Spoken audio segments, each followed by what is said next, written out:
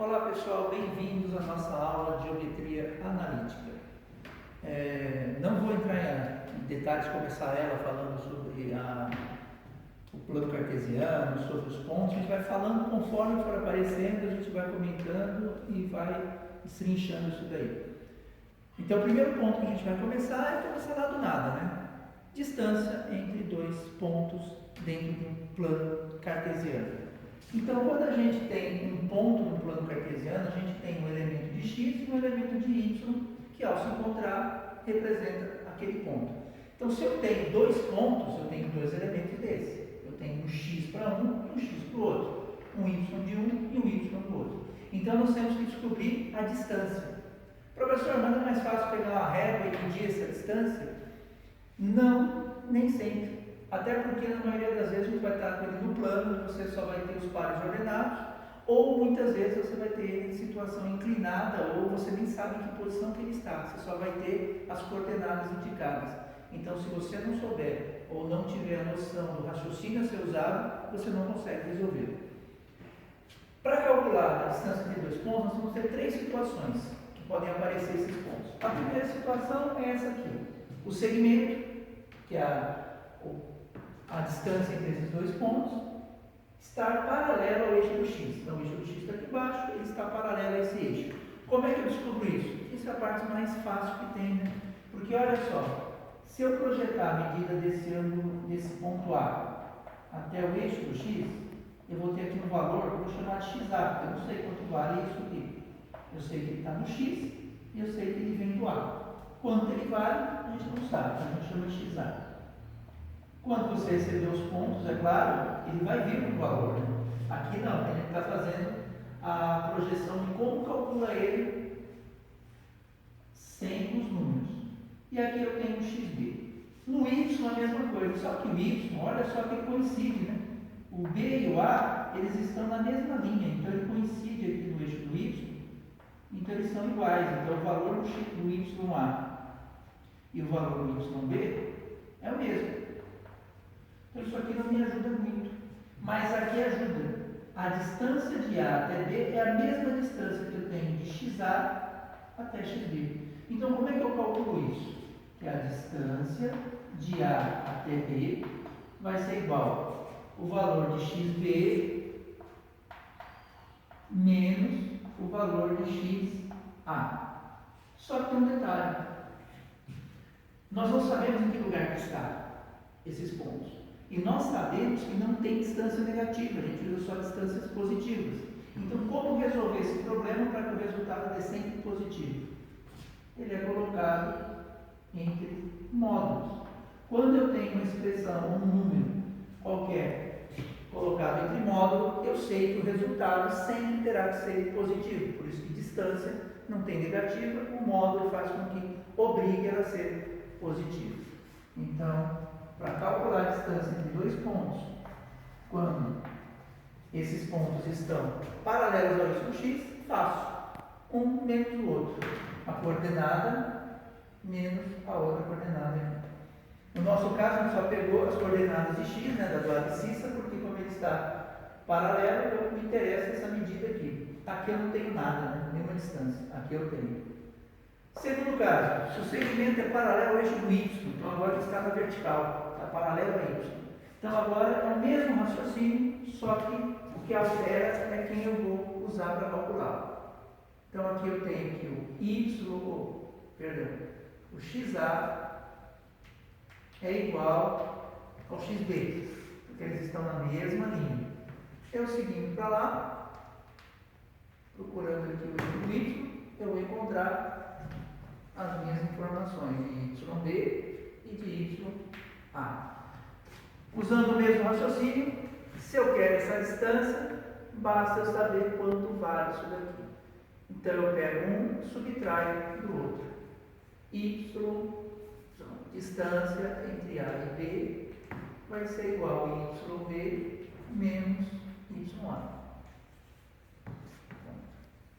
Já tenho como calcular essa distância. Mas não pode ser negativa. Não, então, colocamos em módulo. Se esse resultado é negativo, a resposta é positivo, porque ele está em trimódulo, não aceita a resposta negativa. E aquele que a gente mais usa, esse aqui é usado ou aparece em 99% dos exercícios, porque isso aqui é muito básico, isso quase não vai aparecer. Agora aqui não, aqui a gente tem um entendimento um pouco melhor. O segmento é tal que podemos projetar um triângulo retângulo e aplicar Pitágoras. Como assim, professor? O nosso segmento agora, a distância que eu quero, ele está inclinado. Pode estar inclinado em qualquer posição. Qual é o primeiro passo? Usar o mesmo raciocínio dali. Projetar esses pontos nos eixos do x e do y e ver o que acontece. Então vamos projetar aqui o A no eixo do x. Eu tenho aqui meu XA. Projetando aqui o B. Eu tenho aqui meu XB. Distância entre x e b é a mesma distância entre A e B? Não, porque ele está aqui, ó. Isso aqui é diferente disso aqui. Então eu não posso usar o raciocínio do primeiro caso. Vou tentar aqui no Y então. Pontilho para lá, pontilho para cá. Aqui eu tenho YB e aqui eu tenho YA. Faço a mesma coisa, mesmo raciocínio. Essa distância, posso dizer que é a mesma de A até B? Também não.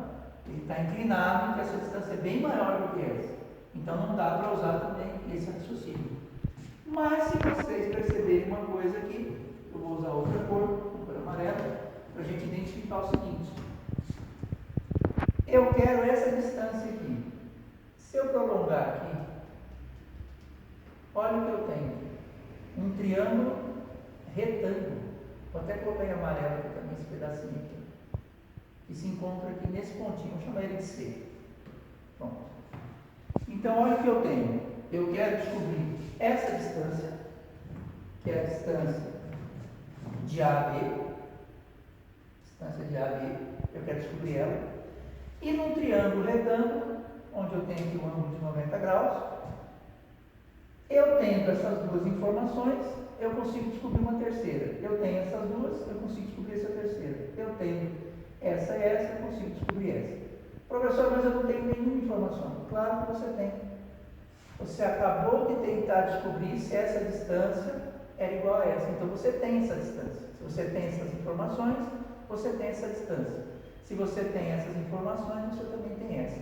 Então eu posso dizer que essa distância aqui, ó, é XB menos XA. E essa distância aqui é YB menos YA. E como é que a gente vai raciocinar agora? Se eu tenho como descobrir essa distância e sei como descobrir essa, e só falta essa, num triângulo retângulo, isso é Pitágoras. Como é que a gente aplica Pitágoras aí? Pitágoras é o quadrado da hipotenusa tem que ser igual à soma do quadrado dos catetos. Ah, mas eu estou no terceiro ano aí, segundo, terceiro ano, e não sei ainda identificar a hipotenusa. Passou da hora, né? Ângulo de 90 graus, lado oposto é a hipotenusa. Sempre ângulo de 90 graus, o oposto é a hipotenusa. Então a minha hipotenusa é a distância de A até B. Então eu posso começar a escrever isso. Distância de A até B, que eu não sei quanto que é, elevado ao quadrado, vai ser igual. Cateto, posso escolher qual é um dos dois. Vamos pegar aqui primeiro. XB menos XA, tudo isso elevado ao quadrado. Professor, mas não tem que colocar em módulo, porque não pode ter distância negativa? Neste caso, você não precisa. Por que você não precisa? Porque o quadrado eleva e transforma qualquer resultado em positivo. Então, se eu tiver aqui, nessa subtração, se essa subtração der um número positivo, elevado ao quadrado, vai dar positivo. Se essa subtração der um número negativo, elevado ao quadrado, vai dar negativo também. Então, não precisa do módulo aqui, porque o quadrado já faz esse serviço para a gente. E o outro, y, que é o outro lado, yb menos ya elevado ao quadrado. Esse é um pedaço da fórmula. Só que o que eu quero é só a distância de A até B, não a distância ao quadrado. Então eu vou tirar esse quadrado. Como é que a gente tira o quadrado daqui? Operação inversa. Qual a operação inversa do quadrado? Raiz. Se fosse cubo, raiz cubo. Se fosse quadro, raiz quarta, e assim por diante. No nosso caso, quadrado. Então, vou tirar raiz quadrada de tudo isso aqui. xb menos xa elevado ao quadrado menos yb menos ya também elevado ao quadrado. Então, essa é a formulinha que a gente usa para calcular a distância entre dois pontos quando eles não estão nem paralelo a x nem paralelo a y. Nós usamos essa formulinha. Mas o importante é você entender de onde veio, porque se você não lembrar na hora o caminho, como é que você chegou aqui, você volta aqui em cima e você trabalha ele e monta ele para chegar nisso aqui. Dica: professor, eu posso trocar de posição ao invés de colocar xb, colocar xa primeiro e depois xb? Pode. Posso colocar y e x junto? Não pode. Então olha só o detalhe. Se você troca de posição, por que você não altera o resultado? Porque se você trocar de posição, o que vai acontecer aqui dentro? Provavelmente vai mudar o sinal. Mas se mudar o sinal, o que esse quadrado faz? Transforma todo mundo em positivo. Então ele acaba arrumando para você o erro que você cometeu. Se você trocar de posição, esse 2 aqui conserta o erro, porque ele leva tudo ao quadrado e deixa tudo positivo. Agora, se você misturar y com x, não tem quadrado que resolva para você. Então você não pode misturar y com x. Agora, xx, y, a ordem que eles estiverem, não importa, vai dar sempre bonitinho aqui. Deixa eu só arrumar aqui que eu não coloquei que é mais.